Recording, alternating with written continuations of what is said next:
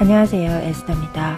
지난 2018년도 3월 23일에 자연사박물관 글로벌 디펜스 포럼 그리고 이해란TV에서 주최한 국제정세 전문가 초청 강의 일부 이춘근 박사님의 강의 내용 함께 들어보도록 하시겠습니다. 이춘근 박사님이 강의하실 내용은 미국의 향후 500년간은 절대 패권의 비밀입니다. 박사님 맞으십시오. 자, 박사님 박수를 맞아요.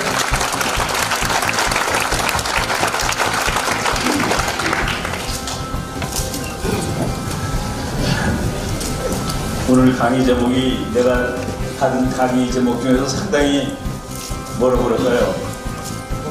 좀 점잖은 제목을 강의해봤는데 통일이 되면 우리가 부자가 될 거다. 돈을 왕창 벌 거다. 돈 버는 게 좋죠. 그리고 통일되면 당연히 돈 벌 수 있습니다. 통일되기 위해서는 중국을 꺾어야 됩니다. 많은 사람들이 중국하고 잘 얘기하고 이웃 나라들하고 잘 얘기하고 그러면은 통일도 되고 평화도 있고 그런데 국제정치는 그렇게 작동되지 않습니다. 국제정치에서는 평화조약이 전쟁보다 더 많습니다. 그리고 평화조약을 맺은 나라들이 전쟁할 확률이 더 높습니다. 무슨 뜻이냐면은 전쟁할 것 같은 나라들이 평화조약을 맺는데 그거는 다른 말로 하면 조금 이따 싸우자는 소리입니다. 조금 이따 싸우자. 전쟁할 가능성이 없는 나라는 평화조약도 아예 안 맺죠. 싸울 이유가 없는데 평화조약을 왜 맺습니까? 바로 국제정치는 힘이 작동하는 건데 언제 통일하느냐? 통일을 원하는 대한민국이 그리고 한국의 통일을 지지하는 미국의 힘이 그 두 개를 합친 것이 통일을 반대하는 중국의 힘 더하기 나도 조금 반대야라는 일본이 왔다 갔다 합니다. 더하기 내 지금 통일하면 한국한테 먹히기 때문에 절대로 안 되라는 북한의 힘을 능가할 때 밀어서 통일이 되는 겁니다.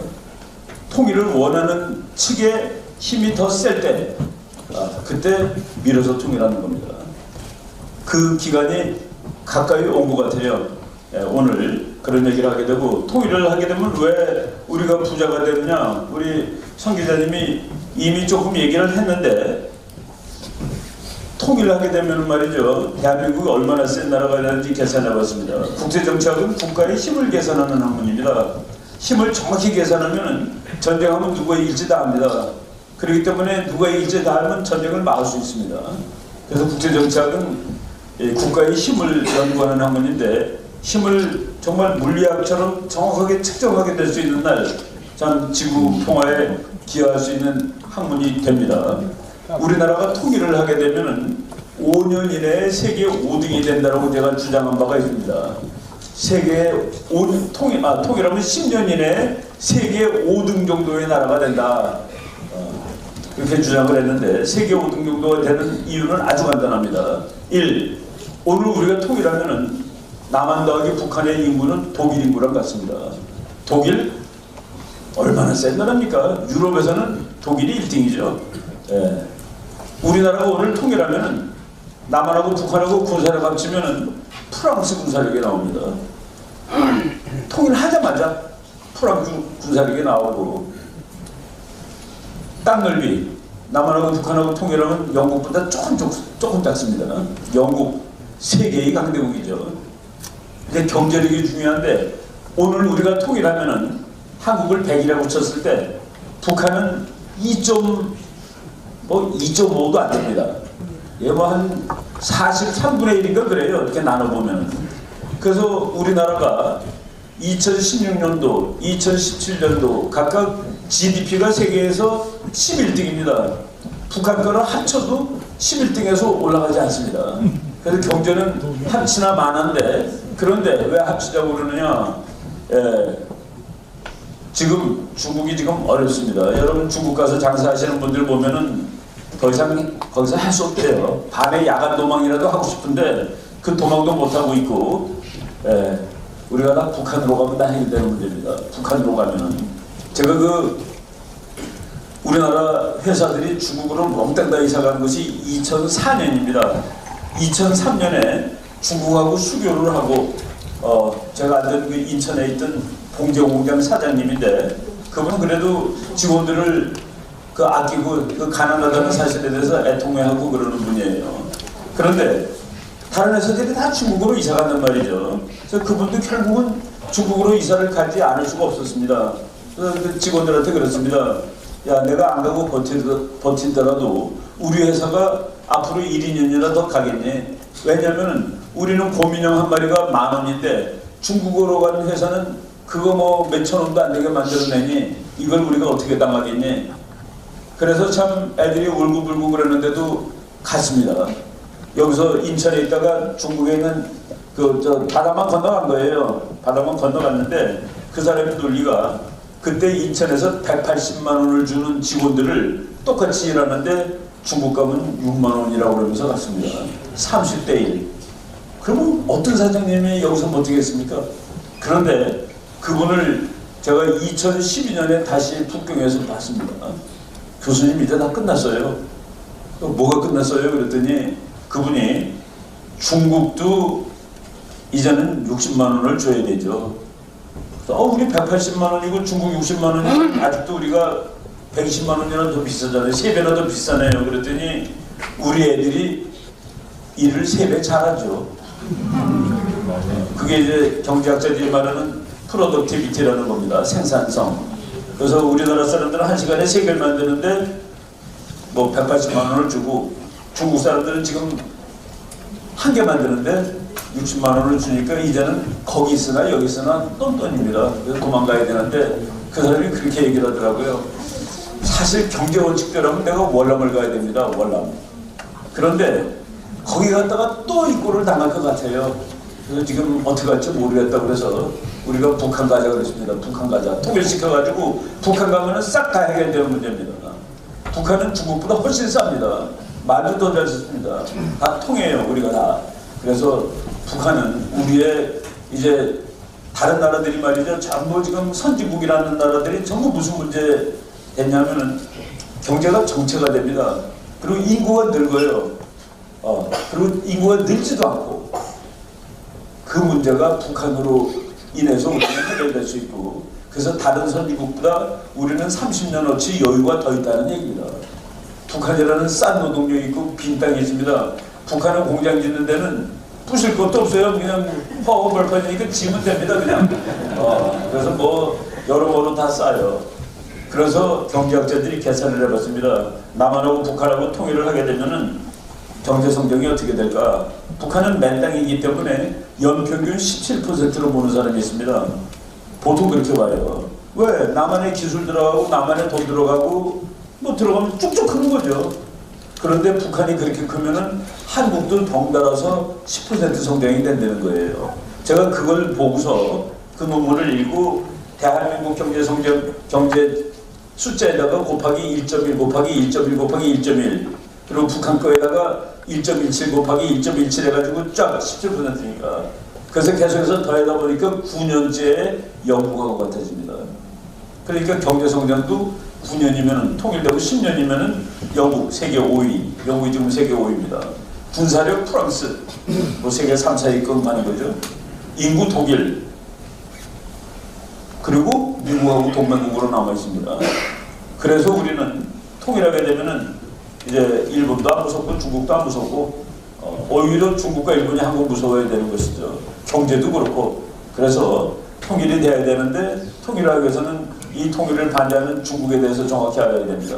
그리고 우리가 국제정치에서 줄 서야 됩니다. 한국이 줄 서야 돼요. 언제까지 줄 서냐면은 그냥 여기가 A라는 나라입니다. 여기가 B라는 나라예요. 내가 한국인데 이 둘이 서로 으르렁거리고 싸워요. 그런데 그때 나는 어떻게 해야 될까? 나는 어떻게 해야 될까? 지금 현재는 지금 우리가 잘못하고 있는 건 뭐냐면 여기 그냥 미국이라고 치겠습니다. 이쪽 미국, 이쪽 중국. 근데 우리가 둘이 싸우는데 가운데 껴서 등이 터지고 죽겠다 라고 얘기하고 마치 우리가 중립인 것처럼 얘기하는데 그 말은 절대로 안 되는 말입니다. 왜냐하면 우리는 동맹국이기 때문에 미국과 중국이 싸울 때는 미국 편에 서야 될 의무가 있습니다. 법적으로. 그리고 중국하고 하고 있으면 미국 와서 도와줍니다. 법적으로. 동맹인데 우리 동맹이 누구랑 다투는데 중간에 껴서 내가 힘들다고 말하면 말이 안 되는 것이죠. 그런데 우리가 동맹을 유지한 채로 그 말을 하면 중국이 화냅니다. 야, 지가 미국 동맹국에서 뭘 중간인 척해? 그럼 미국은 네가 동맹인데 그럴 수 있어? 그 약한 나라가 밸런싱 할 때는 찢어집니다. 밸런싱이라는 것은 그 미국 이론인데 센 나라가 약한 나라 두 개 갖고 놀 때 밸런싱 한다고 그러는 겁니다. 그 이론을 거꾸로 약한 나라가 큰 나라 둘 갖고 놀 때 한다? 그럼 찢어지죠. 약한 나라는 밴드웨건이라는 게 있습니다. 센 놈 등어리에 매달리는 거예요. 근데 센 놈 등어리에 매달려야 되는데 요새 우리나라에서는 이제 중국이 더 세진다는 이론이 많습니다. 중국이 더 세진대요. 그러니까 미국한테 매달리니까 큰일 나는 거 아니야? 중국으로 매달리는 걸 바꿔야 되는 거 아니야? 예. 그런데 매달리는 거는 이제 약할 때 하는 얘기고, 우리가 안 매달리는 날은 어느 날이냐? 이론적으로 우리가 이쪽에 붙으면 이쪽이 이겨요. 우리가 저쪽에 붙으면 저쪽이 이겨요. 그날 우리는 공격하는 겁니다. 그날 이쪽이나 저쪽은 우리를 잡아당기려고 막 와서 아양 떨고 그럴 거예요. 그래서 국력을 기르는 겁니다. 그래서 국력 경제력 하는 거예요. 우리는 아직까지는 보기 안 됐는데, 그러니까 그거 될 때까지는, 그게 이제 우리 김병민 박사가 말하듯이 통일되고 만주 먹고 그러면 능이 그렇게 되죠. 그런데 그 이전에 우리가 이제 어느 쪽으로 붙어야 되는지를 알아야 되는데, 이기는 쪽에 붙어야 되고 좋은 쪽에 붙어야 되고 뭐 여러 가지 뭐 설이 있을 겁니다. 순수히 국제정치학적으로 말하면 이기는 쪽에 붙은 게 답입니다. 그런데 거기에다가 도덕을 집어넣으면은 그래도 우리나라 땅덩어리에 대해서 야심이 없는 나라 미국입니다. 멀어서도 그렇고 또 미국은 뭐 너무나도 풍부히 많아요. 어떤 사람이 우리나라가 미국의 51번째 주 미국 국회에서 거부합니다. 아유, 안 받아. 머리 떨어지는 거 뭐라고 하니? 미국은 그렇게 하면 땅덩어리에 대해서 신경 쓰지 않아요. 이런 거 하는데, 제가 그 미국인가 중국인가 이거는 최근에 이런 강의를 제가 이제 우리 뭐 김정현 박사 많이 하지만 저도 한국 사람이 줄을 너무 잘못 쓰고 있는 것 같다. 옛날 120년 전에 줄 잘못 써갖고 나라 망했습니다.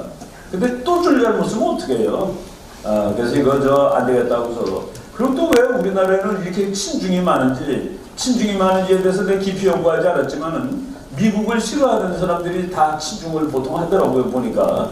그리고 이념적으로 좀 공산주의 좋아하는 사람들이 중국이 아직도 공산주의다. 저 공산주의도 사실은 아니죠. 그렇게 부패하고 썩었는데 말이지. 그래서 그거 좋아하고 그러는데, 그래서 이 올바른 걸 한번 연구도 해보고 누가 이길지도 한번 따져봐야 되겠다. 뭐 이러면서 제가 이게 미국과 중국 간에 관한 공부를 하게 됐고, 또 이제 뭐 그러다 보니까 자료가 쭉 축적이 됐는데, 여기서 오늘 그냥 뭐 몇 개 갈등과 경쟁을 벌일 것인가? 당연히 벌입니다. 국제정치학의 운명이에요. 미국이 중국하고 왜 싸우느냐? 미국은 1등이고 중국이 2등이기 때문에 싸우는 겁니다. 미국은 3등 4등하고 안 싸워요. 1등은 2등하고 싸우는 겁니다. 어느 날 솔직히 우리나라가 세계 2등이 됐는데 그때 미국이 1등이면 그때 이제 관계 썰렁해집니다. 방송도 너무 빨리 하는 것 같아. 너도 길러놨더니만 무섭네. 그런 날이 왔으면 좋겠습니다. 어떻게 정리될 것인가, 누가 승리할 것인가. 우리 김정민 박사하고 저는 아주 줄기차게 미국이 이긴다라고 주장을 하는 학자입니다. 뭐 근거와 논리가 다 있는 것이죠.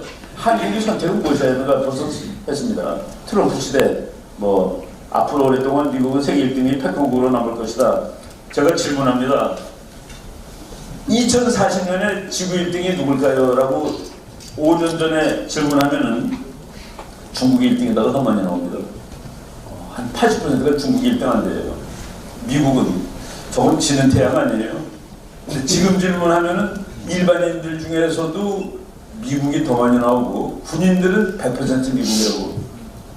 제가 지난 봄도 아니죠, 이제 겨울에 해군대학 가가지고 해군대학은 소룡들이 배우는 데입니다. 미국하고 그러니까 2040년에 지구의 패권국이 누굴까요? 지구의 1등이 누굴까요? 돈으로도 군사력으로도 세계를 지배하는 힘으로도 1등이 누굴까요? 중국이라고 생각하는 사람 처음으로 한 사람도 안 들었습니다. 금년에. 그리고 미국이라고 생각하는 사람 100%. 해군은 미국의 힘을 그대로 매일 느끼고 있죠. 미국하고 제일 가까이 붙어있는 군이 해군입니다. 그 다음에 공군. 예. 느끼는 사람은 그냥 아는 거예요. 예. 그냥 아는 건데, 이거 하기 전에 제가 그 에피소드를 하나 말하면은, 한 5, 6년 전에 잡지사 기자가 교수님, 앞으로 한 2040년, 3, 40년 후에 세계 1등이 될 나라에 관해서 글 하나 써주세요. 그래서 내가, 그렇게 해요. 보통 이제 한번 튀기는 게 원래 그런데, 그게 내가 이제 좋아하는 주제고, 이렇게, 그렇게 해요. 몇 페이지, 언제까지 쓰면 되죠? 그랬더니, 상대방이 한 몇 초 동안 가만히 있는 거예요. 여보세요? 그랬더니, 교수님, 그게 그렇게 쉬워요? 써주겠다는데 짜증내는 놈은 처음 봤네. 아니, 그 어려운 주제를 너무 쉽게 말씀하셔서, 그게 얼마나 어려워요. 그 중국하고 미국 막 떠오르는 태양 중국하고 지금 삐실거리는 미국하고. 그래서 내가 기자, 당신이 모르는 게 한 가지가 있어.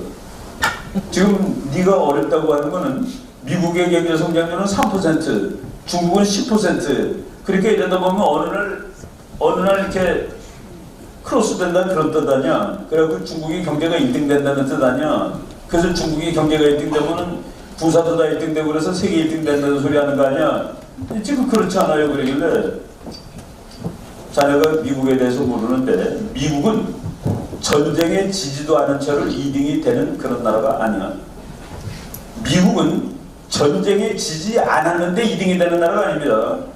그래서 기자가 생각하듯이 그 친구는 아마 미국이 진다고 생각했겠죠. 2040년에 중국이 1등이면 2039년, 2038년에 3차 대전을 했는데 미국이 져. 그러면 중국이 1등이 될 거야.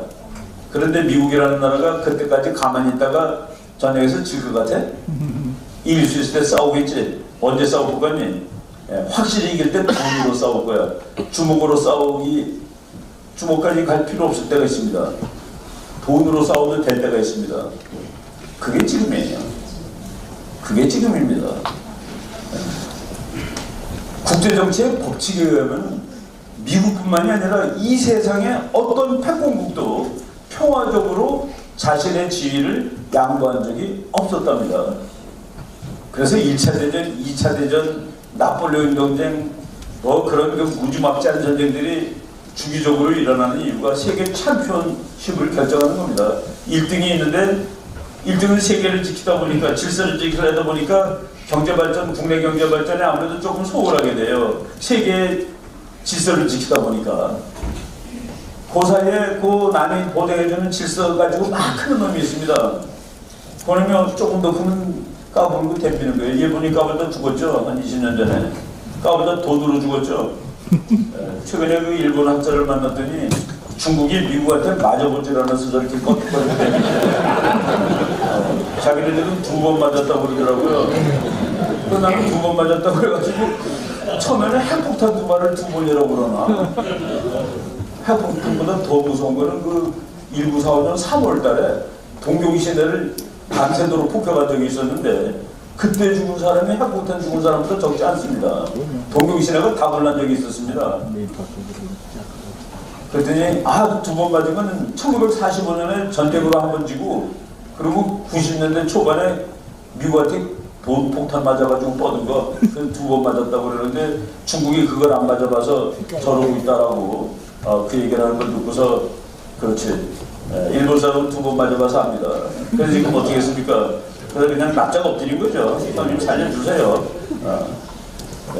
여러분 미국 무서운 나라고 중국 지금 그러고 있는데 이거 뭐 그냥 재밌는 기사들이 제가 강의할 때 쓰는 겁니다. 이 프랑스 사람인데 기소르망이라는 사람이에요. 저 사람은 프랑스가 반미의 왕초가 프랑스입니다. 반미의 기원이 프랑스에 있어요. 그러니까 프랑스의 그 자존심을 미국이 꺾은 거죠. 영국은 그래도 사촌이라고 미국에 대한 반감이 사실 그렇게 세진 않습니다. 지금 아까 여기 그 미국 국가 부른 거는 영국이 1812년에 미국을 침략했습니다. 독립하고 몇십 년 됐다며. 근데 그때는 영국은 세계에서 제일 세고 미국은 그때 그냥 약소국입니다. 그래서 미국의 어떤 애국자가 보니까 이제 영국이 쳐들어와서 싸움을 해야 되는데 미국 요새의 깃발이 팔로 기고 있는 거예요. 아, 저게 내 아침에도 펄럭이고 있을까? 근데 새벽에 아침에 가서 보니까 그 깃발이 막 찢어졌지만 펄럭이고 있는 거예요. 그래서 그걸 보고 시를 쓴 겁니다. 어젯밤에 로켓가 나오고 폭탄이 자기네들인데도 우리 송종이는 스타 앤드 스트라이프스는 그래도 펄럭이고 있었다. 이 용감한 사람들이 땅 위에서. 그래갖고 그게 미국 국회에서 국가로 이제 지정이 돼가지고 지금까지 이제 불리는 노래가 된 겁니다. 전쟁에서 져야 되는데 영국보다 약하니까. 근데도 버텼다. 그걸 보고 미국 애국자가 쓴 시가 이제 미국 국가가 된 것이죠. 근데 이 프랑스 사람이 그런 영국하고도 미국은 사이가 좋은데 이 프랑스 사람이 우리나라 그 문화일보, 바로 이건 문화일보에서 2014년에 인터뷰했던 거예요. 지난 2007년 금융위기 이후 미국 모델 대신 중국 모델이 새롭게 평가되고 있다는 지적이 있는데 이 사람 답입니다. 세상에 어떤 나라도 중국을 모델로 삼고 있지는 않다. 우리나라 일부 빼놓고는. 그런 미국의 파워가 요즘 들어 쇠퇴하고 있는 시절이 많다. 그런 주장에 전혀 동의할 수 없다. 우리나라 신문은 팩트가 틀립니다. 틀린 게 너무 많이 나와요. 옛날에는 말이죠. 그래도 우리 서로 싸우다가 야 그거 신문에 났어 그랬으면 이겼습니다. 신문에서 바뀌는데 어떻게 된 거예요? 근데 요새는 신문 여러분 2016년 얘기해 드릴게요. 2016년에 트럼프하고 힐러리 선거할 때 대한민국 신문 중에서 트럼프가 이길 것이라고 쓴 신문이 하나라도 있었나요? 없어요. 단 하나도 없습니다. 텔레비도 단 하나도 없습니다. 사과했나요? 사과. 네. 제가 그 트럼프가 된다라고 어디 가서 몇 번 얘기를 했습니다. 텔레비에 나와서 얘기하고 조선일보에 한 번 쓰고 동아일보에 한 번 쓰고 저희 후배들이나 뭐 이런 사람들이 야, 저 선배님이 내년에 어떻게 그 뒷감당을 하시려고 저러고 다니시나 그랬대요. 또라이라고 그러고 기자들은 저를 또라이라고 그랬습니다. 신문에도 안 나오는 소리를 쓰는 놈이니까 또라이지. 네. 근데 사과도 안 해요. 제가 그 트럼프 당선되는 날 저녁 6시, 저녁 4시쯤에 당선됐어요. 우리나라 시간으로 저녁 4시 15분에 당선이 확정됐습니다. 6시부터 그날 강의 하나 약속을 한 거가 있는데 미국 대통령 후보에 받아서 약속을 했는데 내가 이런 일 때문에 트럼프가 이긴다고 지난 반년 동안 얘기하고 있었다. 그 얘기를 다 들은 어떤 사장님 한 분이 자기는 집에서 신문을 4개를 보고 회사에서는 모든 신문을 다 보는데 지금 당신이 하는 얘기를 지난 반년 동안 들은 적이 없다. 본 적도 없고. 그래서 약속한다 하겠다 그러면서 신문 4개를 끊겠다고 약속을 했습니다. 그날 집으로 오는 신문. 네. 우리나라 신문에 미국 파워가 쇠락하고 있다고 다 나오는 거예요. 우리나라 모든 신문에 신문만 열심히 본 사람은 중국이 1등입니다. 이제 곧 아주 곧 미국 중국이 부상하고 있지 않은가. 중국은 빈곤한 국가다. 여러분 내가 의사한테 들은 얘기인데 심리학 하는 의사예요. 정신병 의사인데 여기 우리 7명 계시는데 내가 누가 집에 돈이 제일 많냐를 아는 방법은 얼마 보세요. 다 이렇게 써든지 뭐 이렇게 답을 받아요. 그거로는 등수를 모른답니다. 한 달에 얼마 쓰세요 라는 거로는 등수가 많습니다.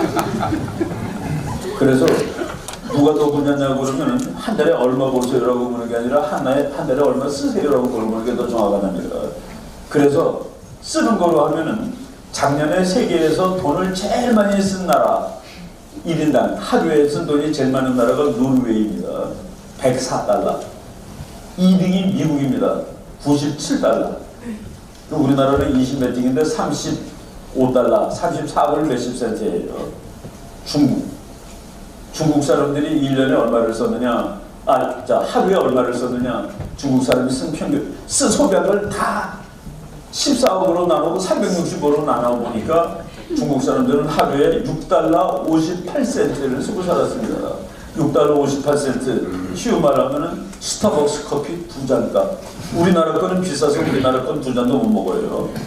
미국 기준으로 스타벅스 2잔. 제가 커피를 무지하게 많이 마시는데 술 안 마시는 대신에 2잔째 될 때 나는 미안합니다. 중국 사람 7억이 14억, 그래서 7억 번째 되는 사람이 하루 종일 먹고 살아야 되는 돈 가지고 옷값까지 다 포함해서 버스 값까지 다 포함해서 그걸 내가 지금 커피 두 잔으로 날리고 있구나. 중국은 빈곤한 나라입니다.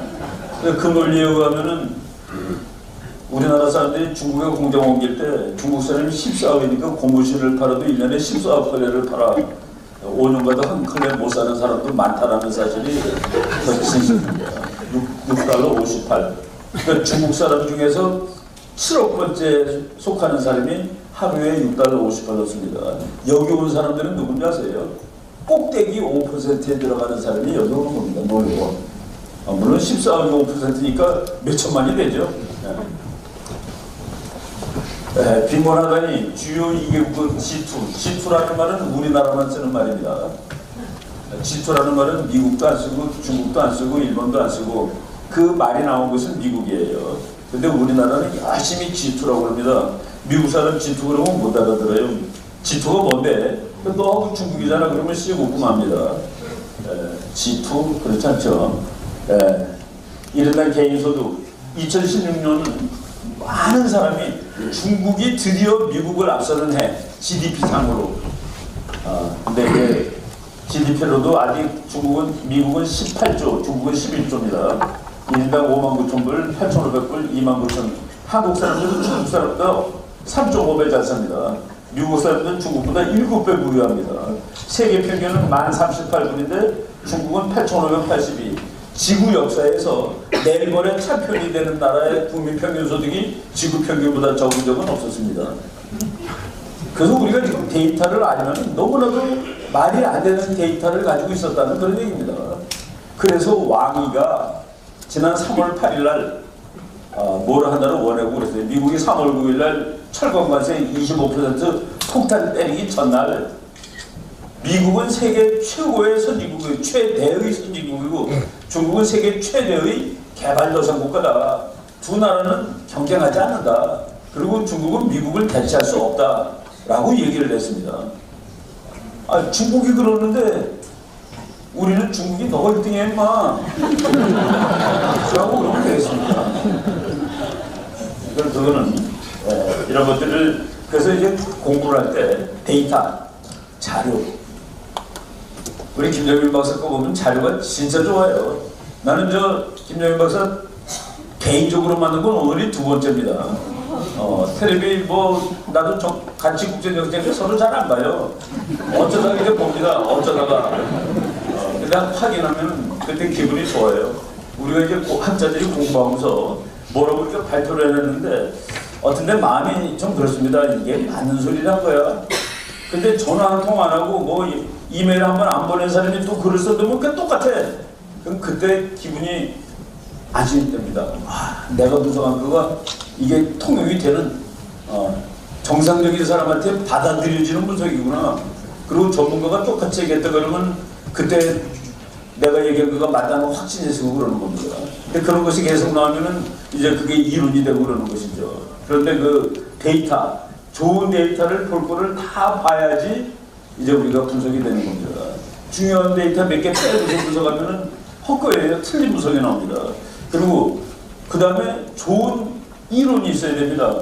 학자들은 이론이라고 그러고 우리 학자가 되기 전에는 관점, 퍼스펙티브가 좋아야지 옳게 보는 겁니다. 세상은 어떻게 하면 잘 먹고 잘 살 수 있을까? 했을 때 그 관점이 좋아야지 그 더 좋은 경제 체제도 만들고 그러는 것이죠. 그러니까 관점. 근데 더 중요한 것은 데이터입니다. 좋은 데이터, 우리가 꼭 알아야 될 걸 다 가지고 있고, 그리고 이제 세상을 분석하는 것인데, 쭉 이제 보고서 데이터상으로 미국은 디클라인 한 적이 없습니다. 몰락한 적이 없다 이겁니다. 볼까요? 이게 미국에서 나온 건데 1970년부터 2005년, 여기 2010년이에요. 1970년부터 2010년 동안 미국 경제가 세계에서 차지하는 비율 25에서 30%를 했는데 거기서 왔다 갔다 하고 있습니다.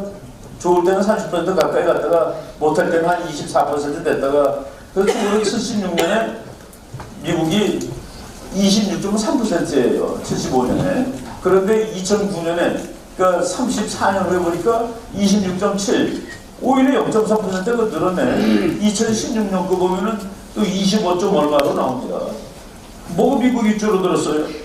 근데 어떤 사람들은 뭐라고 얘기하냐면은 교수님 왜 1970년부터 치세요? 1945년을 쳐야지. 1945년에 미국의 GDP는 지구의 50%였습니다.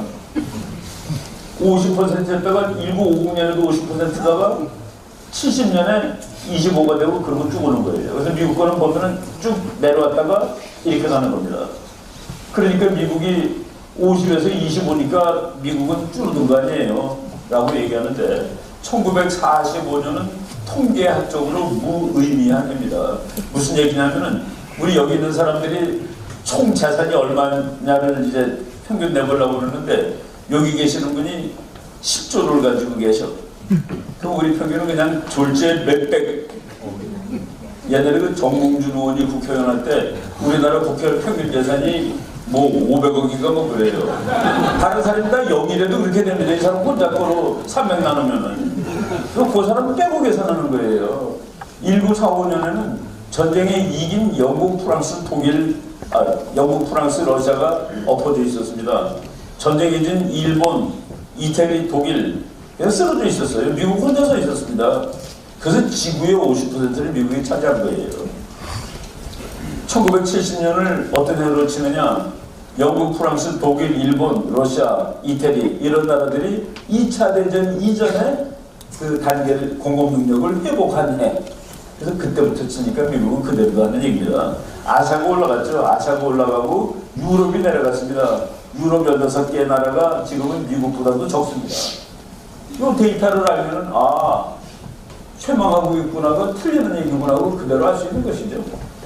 바로 뭐 이런 것들을 우리가 잘 봐야 되고 중국의 산드보복에 대해서는 WTO 제소 철회하고 제소하고 이런 건 아니죠. 그리고 재미있는 일이 벌어졌어요. 우리 그 국가안보 실장이 미국 가서 우리도 철강 좀 봐주세요를 누구한테 얘기했나요? 국방장관한테 얘기했습니다. 국방장관한테 우리도 철강 25%인데 그거 좀 봐주세요. 안보가 중요하니까. 그러니까 안보는 경제가 갖다는 소리 아니에요. 그게 분리되어 있으면은 국방장관한테 물어보면 안 되지. 재무장관한테 가서 우리 좀 빼주죠 그래야지. 그리고 안보와 경제가 분리된 거라면 중국은 왜 사드 때문에 관광객 안 보내요? 분리된 건데 어떻게 이어져요 그게? 자기네가 안보 문제라고 생각하고 관광객을 안 보내는 것이죠. 경제하고. 그러니까 그거는 논리가 맞지 않은 거. 그러니까 그거는 애들도 다 아는 거가 신문에 그냥 잘못 나오고 막 그런다는 얘기입니다. 뭐 좀 넘어가고 몇 가지 시간이 이제 오늘 많지 않고 제가 또 내일도 또 얘기하고 그러기 때문에 이제 좀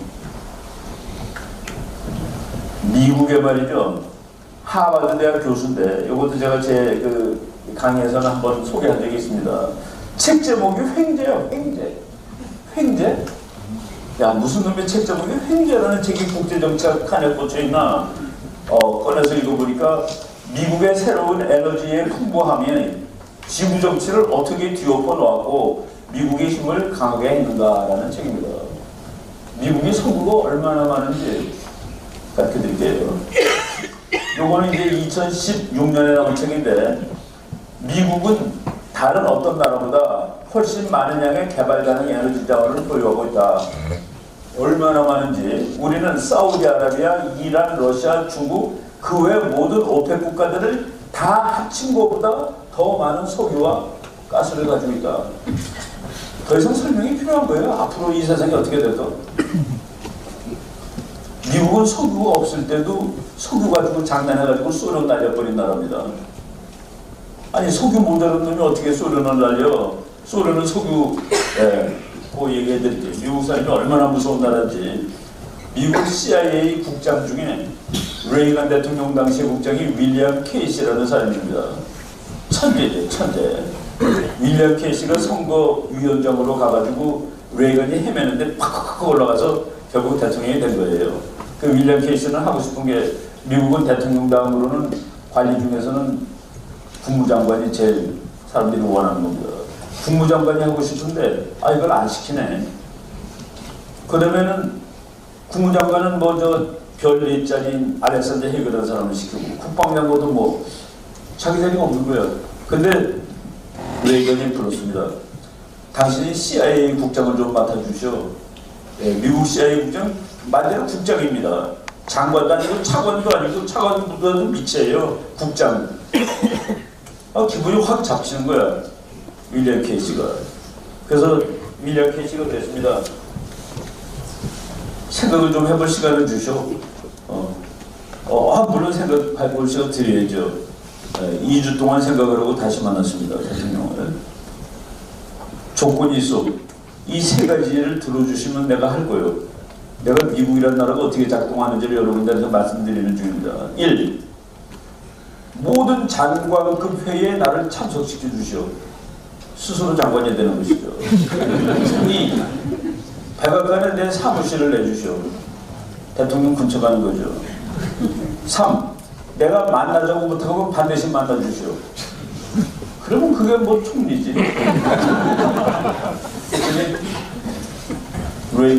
물론이지. 그래서 사상 최강의 CIA 국장이 나옵니다. 레이건이 또 무서운 사람이에요. 남들은 바보라고 그러지만 트럼프 끝내주는 사람입니다. 전략적으로. 레이건이 내 정책이 뭐예요? 소련 죽이는 거 아니야? 소련을 외무부가 죽이냐? 소련을 외무부가 죽여? 소련을 누가 죽이는 겁니까? CIA가 죽인 거지. 그러니까 다시 나온 거야. 네, 딱 출근했습니다. 석유값 가져와, 석유.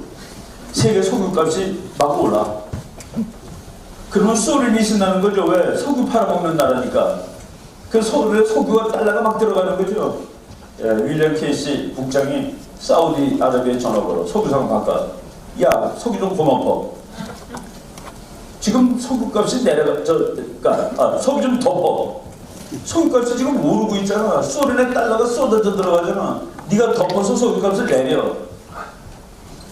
그러면 사우디아라비아는 그러면 그 무기 줄 거예요. 그 비행기 우리한테 팔 거예요. 걱정하지 마. 줄 테니까 빨리 석유 덮어. 그거 가지고 장난해서 결국 소련이 코피 속으로 쓰러진 겁니다. 그거 하기 위해서 거꾸로 데이터 하나만 보겠습니다. 이거 노미아닷컴이라는 손 데이터만 있는 데이터에서 내가 이거 놀라운 걸 찾았는데 러시아의 GDP가 중국도 뭐 그래요. 러시아가 2014년에는 2조입니다. 2015년에는 1조 3천억이에요. 2016년에는 1조 2천억. 퐁퐁 내려가죠. 이거 뭐예요? 1년에 GDP 40% 내려가면 어느 대통령도 못 버팁니다. 저거 왜 내려갔을까? 러시아가 석유로 먹고 사는 나라죠. 그런데 2014년 여름에 미국에서 석유가 대박이 터진 겁니다. 여러분 그 연세 좀 드신 분은 옛날에 자이언트라는 영화 본 적 있을 거예요. 자이언트 넘버 2가 이제 지금 진행 중입니다. 미국에. 자이언트 넘버 2가 진행 중이에요. 자이언트 넘버 2 진행 중인데 이 사람이 그걸 횡재라고 얘기했습니다. 이 세계 모든 나라보다 많은데 얼마나 더 많냐? 미국은 아주 보수적으로 분석을 하면 200년 쓸 석유와 100년 쓸 천연가스를 확보하고 있다.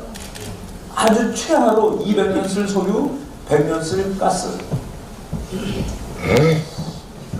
그러면은 지난 40년 동안 미국이 어디서 보였죠? 중동에서 땀 흘리면서 전쟁했죠.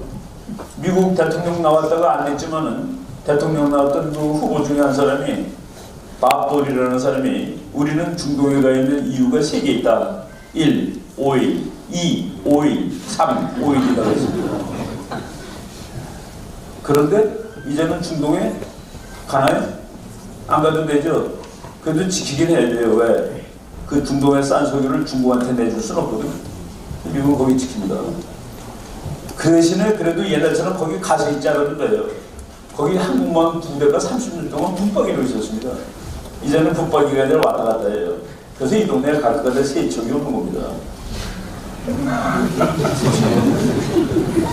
그리고 옛날에는 호르무즈 해역이라는 아주 조그만 해역인데 글로 석유가 이제 흘러나오는데 그게 미국까지도 미국의 10% 미국 석유의 10%가 흘러나와요. 우리가 피를 10% 흘리면 죽습니다. 그 10%가 미국을 죽여요. 그러니까 그 호르무즈 해역을 지키기 위해서 항공모함 2척이 딱 서 있습니다. 그런데 이제는 그거 안 지켜도 되죠. 거기는 우리 석유의 대한민국 석유의 70, 일본 석유의 70, 중국 석유의 47%인 걸로 들어갑니다. 그런데 이제 미국 해군의 기능은 그 호르무즈 해역을 항상 열어두는 것이 아니라 수틀리면 가서 막을 수 있어. 그래서 미국 해군이 거기 가서 그거 막으면 중국은 즉사합니다. 한국도 물론 죽고. 언제 할까요? 미국이 한국한테 석유 왕창 줄 수 있을 때, 일본한테도 왕창 줄 수 있을 때, 이제 그날이 고도입니다. 그때 그거 막으면 중국은 죽어요. 그래서 바닷길로 갈 수가 없어서 땅길을 여는 거가 1대1로입니다. 1대1로의 군사 전략적 의미예요. 그게 돈 벌려고 뭐 즐겁게 하는 게 아니라 잘못하면 죽겠구나 보죠. 중국 해군이 중동에서 미국 해군을 싸워서 이기지 못하는 한 우리가 알고 있는 미국과 중국이 어떻게 될 거다라는 얘기는 틀리는 얘기라고 보시면 됩니다. 최근에 로키 산맥에서 또 발견됐는데 로키 산맥이 여기예요. 여기 있는 것만 가지고 한 200년 쓸 석유와 100년 쓸 가스를 보냈는데 여기서 또 나왔는데 여기 거를 얼마로 잡냐? 최대 2조 배럴을 잡는데 1배럴이 이만한 물통입니다. 술통, 물통 뭐 160리터인데 그거를 미국이 그 하루에 1,800만 개를 씁니다. 지금 우리나라가 여름에 에어컨 아주 세게 틀면 220만 개 씁니다. 일본이 한 4,500만 개, 중국이 한 뭐 7,800만 개 이렇게 써요. 7,800만 배럴. 그런데 여기에 2조가 더 있다는데 2조를 1,800만으로 나누면은 304년이 나옵니다. 500년어치 석유. 미국은 말이죠. 기름이 없을 때는 기름이 얘네가 다 모자라다고 없다고 그랬잖아요. 그때 석탄을 휘발유로 만드는 기술을 개발했습니다. 석탄을 물로 만들어서 차에다 넣으면 차가 가는 거예요. 미국은 500년 쓸 석탄을 가지고 있습니다. 그래서 이제 에너지하고 푸드, 먹을 것과 에너지, 그게 국력의 기초인데 그것에서 미국은 해방된 나라예요. 중동 문제, 그러니까 예루살렘으로 수도를 옮겨도 되는 겁니다. 왜? 중동이 아무리 화내도 중동 석유 안 사오니까 걔네들 피 떼내도 괜찮아요. 바로 그런 상황에서 세계가 지금 움직이고 있는데 이거 뭐 우리가 다 할 필요는 없고 시간이 지금 제가 30분 받았는데 벌써 30분 됐네요. 성 기자님한테 허락받고 여기까지만 하고 질문 받고 그래도 되죠? 아니 더 하셔도 돼요. 아니 또 우리 김현민 박사 더 재밌는 거 있으니까. 아니 이 다른 시간은 뭐 오버해요. 그 아까 말한 그 쉐일이라는 거 말이죠. 뭐 아시는 분들도 많이 계시겠지만은 이게 5억 년 전에 바다예요. 재수도 좋은 놈들이야 저것들은. 5억 년 전에 바다인데 그 바다에 이제 그 압력으로 해갖고 쌓이면서 그 바닷물이 다 마르고 그 바위가 아직도 그렇게 단단하진 않습니다. 근데 거기 뭐가 있을까요? 물고기 시체 있잖아요. 그게 바로 석유죠 뭡니까? 그래서 그게 있다는 걸 알았어요. 그런데 아니 알고 뭐합니까? 3,000m 속에 있는데 보통은 3,000m랍니다. 3,000m 있는 거 꺼내면은 얼마나 비싸겠어요. 그러니까 그건 꺼내도 못 보고 꺼내기도 너무 힘들고 근데 그거를 참 미국 사람들이 그걸 꺼내는 겁니다. 중동 석유 1배럴이 100불 할 때 60달러에 꺼낼 수 있는 기술로 지금은 40달러까지 내려갔습니다. 사우디 거가 꺼내는 원가가 30불입니다. 미국 거가 지금 40까지 내려간 거예요. 이제 게임 끝입니다. 게임 오버예요. 맨 처음에 60불일 때 사우디가 말이죠. 야 그럼 우리가 40불에 팔아. 그러니까 미국이 고마워 그러고 저 문 닫고서 그거 사옵니다. 근데 언제까지 40불에 팔겠어요? 올려야지. 그 우리 거 또 꺼내쓰고. 옛날에 미국은 말이죠. 석유 사다가 동굴에다 집어넣던 나라예요. 왜? 나중에 석유가 없을 때 자기네가 쓰려고 그것을 전략 비축유라고 합니다. 전략 비축유. 그걸 루이지애나라든가 텍사스 동굴에다 붙은 나라인데 이제 전략 비축유가 300년 어치가 그냥 있는 거예요. 그래서 미국 국제정착이 이제 다 세계가 다 바뀌게 돼 있습니다. 그래서 그 국제정착의 그 유명한 잡지가 포린 폴리시라는 잡지가 있었는데 지금도 있어요. 그 잡지 2011년 12월 2012년 1월 이후 그 무렵에 국제정치학자들이 시대별로 그 유행이 있다. 국제정치학자가 입에 달고 사는 말들이 있는데 10여 년 전에 이 세상 모든 국제정치 전문가들은 오사마 빈 라덴, 엔티테러 워페어라는 말을 입에다 붙이고 살았지. 전부 다 그때 테러 전쟁 뭐 전부 그 얘기만 했잖아요, 그죠? 그러다가 지난 10년 동안 지구에 있는 거의 모든 사람들은 국제정치쯤 얘기할 때 거의 모든 사람이 The Rise of China, 중국의 부성에 대해서 얘기하고 살았지. 그런데 앞으로 이 세계 사람들은, 국제정치를 공부하는 사람들은 아메리칸 에너지 붐이라는 요 세 단어를 얘기하고 살아야 돼. 대한민국은 그 논문이 2011년에 나왔는데 2018년인 지금의 그 라이즈 오브 차이나의 시대를 살고 있습니다. 그렇죠. 지금 우리는 아직도 더 라이즈 오브 차이나가 우리나라 국제정치학의 키워드가 되고 있죠. 아메리칸 에너지 붐이 아니라. 그냥 여러분들이 그래도 뭐 대부분 자기 차를 타고 다니니까 2014년 7월 달에 1리터에 얼마의 기름 넣으신 거 혹시 기억하시는 분 계시나요? 우리 성 기자 기억하세요?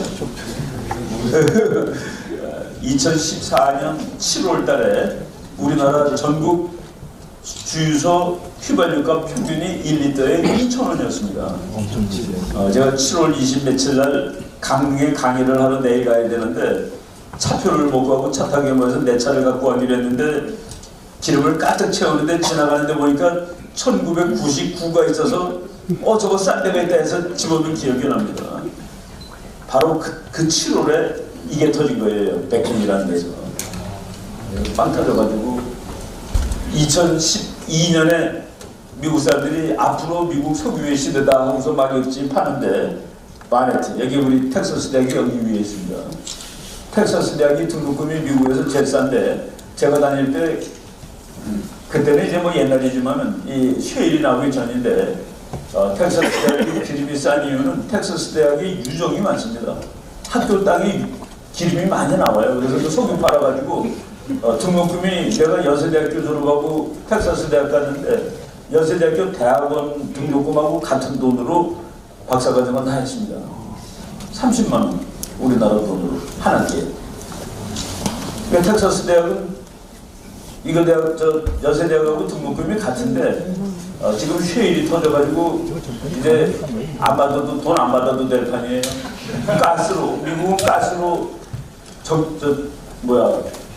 이 발전소를 가스로 다 바꿨는데 가스가 거의 공짜입니다. 그래서 미국 대학교 앞에 가보면 하숙집에 우리 집은 전기값 무료라고 선거합니다. 전기값 무료라고 나옵니다. 그러니까 에어컨 막 쳐놓고 그냥 켜놓은 채로 나가고 막 그래요. 에너지 모든 큰 전쟁이 전부 에너지 전쟁입니다. 저거를 미국이 지금 다 먹었다는 얘기죠.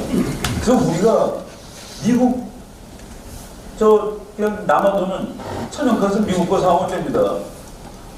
기름도 미국 거 사오면 안전해요. 지껏 팔아먹었으니 지가 안전을 보장할 거 아니에요. 딜리버리 할 때. 중동에서 오면서 매일 남의 눈치 보고 중국 눈치 보고 뭐 이러면서 오는데 왜 남자애로 와야 되니까 이런 것들 우리가 다 고려사항입니다. 앞으로. 그래서 이제 지금 미국의 이 경제학 교수가 이제 여기가 쉐일이에요. 이게 딱 3,000m를 파고 내려가서 파이프를 또 이쪽으로 또 꽂습니다. 근데 파이프에 구멍을 뚫어놓고 압력을 세게 더하면은 그러니까 팍팍하면서 바위가 터져요. 터지면서 이제 이 기름이 고이게 되는데 이걸 인내에 쭉 빨아올리는 겁니다. 근데 이 기술을 개발을 했는데 개발을 해가지고 프래킹이라고 그래요. 프래킹. 그래서 저 하는 사람들은 프래커, 바위를 깨는 사람들이다 이런 소리입니다. 우리말로는 고압 파쇄 공법 이런 말도 쓰죠. 이 러셀 곤드라는 경제학자가 한 말입니다. 수세대 동안 미국은 군사력을 사용하였지 to keep oil flowing, 석유가 미국으로 계속 흘러오게 하기 위하여 전쟁도 했고 바다를 지켰지. 아마도 이런 시대는 이제 곧 끝나게 될 거야. 2020년이 되면은 미국은 세계에서 가장 큰 석유 생산자가 될 거야.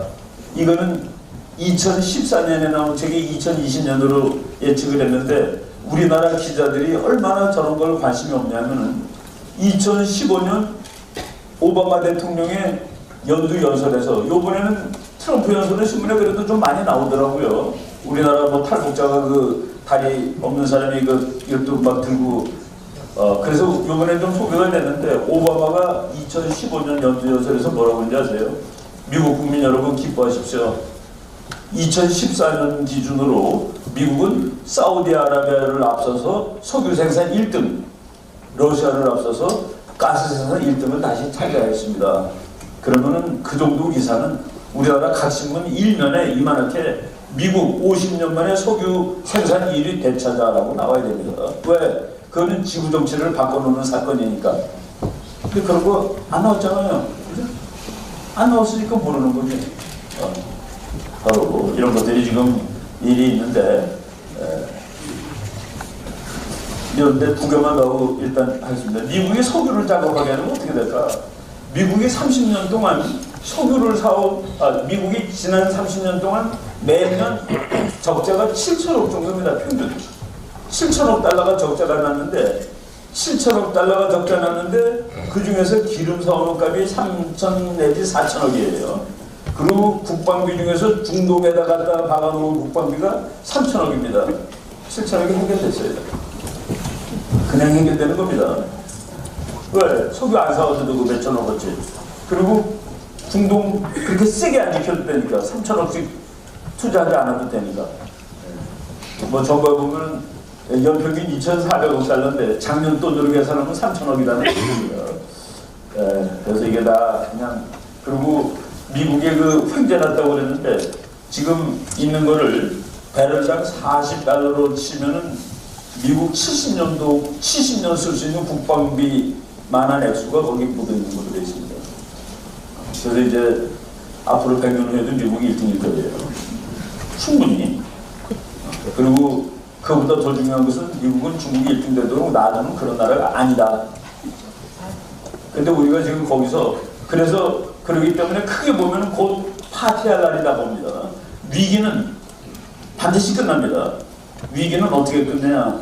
그냥 평화로 가는 경우가 있을 때 그건 항복하면 하느니 그리고 그다음에 전쟁 항복 전쟁에서 이제 거기에 지금 여기까지 끝까지 와 있는 거예요. 근데 그 이제 파티를 하는데 이 파티에 우리가 젓가락을 들고 달려갈 수가 있어야 됩니다. 그게 뭐예요? 그게 반중이지. 우리도 이 사건에 기여를 했습니다라고 미국한테 확실하게 각인이 되는 겁니다. 일본은 지금 저 남전해에서 중국이 막 섬 만들어놓고 난리치는데 미국은 그 섬 무시하면서 영해라고 중국에 선한데 막 달리죠. 일본이 나도 갈게 그랬습니다. 나도 갈게. 우리도 나도 갈게 그러면 미국이 얼마나 고마워하겠어요. 중국하고 맞짱을 뜨는데 우리 친구들이 다 도와주냐 하고서 그런 일들을 해야 됩니다. 그리고 말이죠. 석유가 뭐 답니까? 4차 산업혁명 시대에 석유는 4차 산업혁명과 관계가 없는 이유가 하나 있습니다. 태양광으로는 전기밖에 못 만들어요. 바람 가지고도 전기밖에 못 만듭니다. 그런데 석유 가지고서는 이런 것도 만들고 이런 것도 만들고 이런 것도 만들고 비료 만들고 쌀도 만듭니다. 내가 석유로 쌀을 만든다는 게 무슨 소리냐고 읽어봤더니 우리가 그냥 씨를 뿌리고 가만히 있으면 뿌린 양의 20%를 거둘 수 있답니다. 근데 화학비를 주면은 뿌린 양의 80%까지 얻을 수가 있대요. 그러니까 석유 때문에 비료를 만들고 비료 때문에 식량 생산이 몇 배가 늘었다는 그 얘기죠. 그래서 석유를 미국 사람들은 마스터 에너지라고 합니다. 마스터 에너지. 그 문제가 해결됐는데 그래서 4차 산업혁명 시대에도 이건 영국 잡지죠. 석유는 그냥 중요한 것처럼 돼 있는데 4차 산업혁명을 끌어가는 회사들 아마존, 우버, 마이크로소프트, 구글, 페이스북, 테슬라 여기서 미국 회사 아니면서 봤어요. 이번에 우버 그 교통사고 낸 거. 그 사람 죽은 거 우버죠. 어제 그 뉴스에 미국에서 한국차 중에 제일 많이 팔리는 게 승용차가 아니라 SUV입니다. 그러니까 그 찝차. 찝차는 두 마디로 석유를 막 마시는 차. 두 번째 운전이 즐거운 차입니다. 운전이 즐거운 차 타는 사람은 운전사 없는 차 별로 좋아하지 않습니다. 그리고 SUV는 기름을 콜콜콜 먹으면서 가는 차입니다. 그런 차는 환경 친화적인 차 좋아하지 않습니다. 환경 친화적이고 운전수 안 타는 차가 사람 죽였다 해가지고 이제 한동안 길어졌죠. SUV 탈 시간이. 미국은 석유를 가지고서 폼 잡을 시간이 길어지는 거죠. 그렇죠? 그런 일들이 벌어지고 있습니다. 이 세상에. 이렇게 맞춰보면은, 와. 내가 읽은 책, 아까 그 앞에 그 미국이 300년 석유 있는 거. 전기자동차를 사는 일이 경제적으로 합당한 일이 되려면, 나는 경제 안 되면 나는 지구가 깨끗한 게 좋아 그러면 전기차 사세요. 근데 경제적으로 나는 합리적으로 사는 사람이야. 그런 사람은 1배럴에 $300가 되는 날 전기자동차를 사면은 휘발유차 사는 거하고 이제 경제적으로 같습니다. 그래서 그거 사면은 2,000 몇백만 원씩 정부가 지원해 주죠. 전기차 제일 열심히 만드는 나라가 지금 어느 나라? 중국이죠. 그런데 미국의 석유는 중국의 전기차를 앞으로 어떻게 해놓을 것 같아요? 참 되는 것마다 되네 잘. 중국의 월스트리트 저널에 의하면은 중국의 배 만드는 공장이 조선소가 한 700개가량 되는데 작년 3월 현재 500 몇십 개가 문 닫았습니다. 공산주의는 그런 거예요. 장사 좀 되니까 그냥 막 만들어 놨네. 중국에는 인구 80만 명이 살 도시에 8천 명도 안 사는 데도 있습니다. 왜? 먼저 졌거든. 우리나라 분당질 때 그냥 지어놓고 사람 받았습니까? 아파트 그거 판 다음에 돈 받고서 졌습니까? 자본주의하고 사회주의가, 공산주의가 그게 다른 겁니다. 그런 거 많고. 그래서 뻥 터지는 거죠, 잘못하면. 예. 중국 고속전철 회사가 쌓아놓은 빚. 우리나라로 치면 KTX예요. 이 세계에서 고속전철이 중국에 있는 고속전철 길이가 약 2만 킬로미터인데 지구에 있는 모든 나라 걸 다 합쳐도 2만이 안 됩니다. 그럼 그걸 보고 우와 대단하다라고 그러는 사람은 바보예요. 그렇죠? 그런데 고속전철이 여러분 부산 한번 갔다 오고 가세요. 15만 원은 듭니다. 15만 원. 부산 갔다 오면은 KTX가 이렇게 비싼 거예요. 중국은 우리나라보다 땅이 넓으니까 얼마를 받아야 됩니까? 뭐 싸게 받아도 그래도 꽤 비싸죠. 근데 아까 중국 사람들이 하루에 얼마 쓰고 산다고요? 그걸 어떻게 타요? 그러니까 정부는 그래도 만들어놨으니까 값을 왕창 싸게 해야 되겠죠. 우리나라 전철만큼 싸게 해줘야 되겠죠. 그래서 중국의 KTX가 지금 쌓아놓은 빚은 중국 GDP의 6%입니다. 작년 보면 이제 한 철도 회사가 중국 GDP의 6%에 해당되는 빚을 지고 있다? 어떻게 살아요? 나라. 우리나라가 국민소득 만불되는 해 민주화가 됐습니다. 만불되는 1987년에 지금 돈으로 만불되는 해 내태희 부대가 토요일날 나 집에서 쉬고 싶어요. 그리고 꼭 7% 8% 성장 안 해도 돼요. 우리 좀 그리고 대통령도 장충주의과에서 공원 뽑고 우리가 직접 보고 싶어요. 그거를 전두환 대통령이 그렇게 하시오. 노태우도 대통령 되기 전에 그렇게 합시다 했습니다. 그리고 어떤 커피숍에서 오늘은 기쁜 날이라고 그래서 어떤 아줌마가 그날 커피다 무료로 줬습니다. 그것이 민주주의가 발전하고 국민의식이 발전하고 경제가 발전하면서 민주주의가 되는 건데 그게 1987년인데 중국이 거기 왔습니다. 우리나라는 그때 전두환 대통령이 그래 다음번 대통령은 국민들이 직접 뽑아 민주화로 갔습니다. 중국이 이번에 그거가 왔는데 시진핑은 그런 거 없어. 거꾸로 가는 겁니다. 거꾸로 가는 거예요. 민주화를 못 시켜요. 왜? 나라가 쪼개지니까. 쪼개지니까. 위구르 민주화시키면 위구르 독립시켜줘야 되잖아요. 만주 사람한테 투표하라고 난 한국에 붙을 걸 그럴 거예요? 한국에 붙을 거라고 그럴 겁니다. 광동이 내가 언제 중국이야? 티베트 내가 왜 중국이니? 송나라만 남죠. 못하는 겁니다. 못하면 그럼 터지는 거지 속으로. 그런 상황이 지금 중국이 다가오고 있다는 그런 얘기입니다. 우리나라의 비유를 하자면 전두환 대통령이 국민들이 민주화하달라고 그랬더니 전국의 계엄령을 선포하다라는 사건이 지금 중국에서 터지는 겁니다. 일단 여기까지 하고 또 내 것도 아껴둬야지 또 써먹으니까.